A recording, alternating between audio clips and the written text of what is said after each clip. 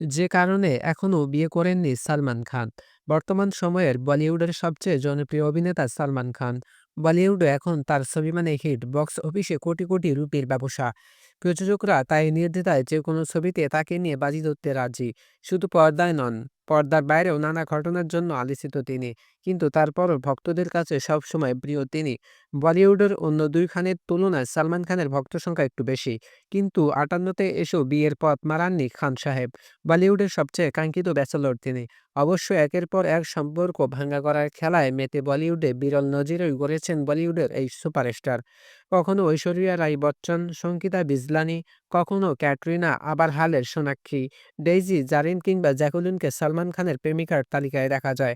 কিন্তু কারোর সঙ্গে ঘর বাঁধেননি তিনি। কিন্তু এখন পর্যন্ত কোনো বিয়ে করেননি। সম্প্রতি এক সাক্ষাৎকারে তার খোলাসা করলেন বজরঙ্গি ভাইজান খ্যাত এই তারকা, যেখানে তিনি বলেন তার বাবা চিত্রনাট্যকার সেলিম খান মাত্র ১৮০ রুপি দিয়ে বিয়ে করেছিলেন। আর এখনকার দিনে একটি বিয়ের পেছনে লাখ লাখ বা কোটি কোটি রুপি খরচ করে ফেলে মানুষ। আর এই অর্থ নাকি খরচ করার সামর্থ্য নেই সালমান খানের। তাই তিনি এখনও সিঙ্গেল।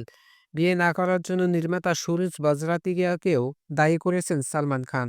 তার মতে হাম আপকে হ্যায় কৌন ও হাম সাথ সাথ হ্যায় ছবি দুটিতে বিয়ের অনুষ্ঠানে বড় করে দেখানোর জন্যই নাকি এখনকার দিনে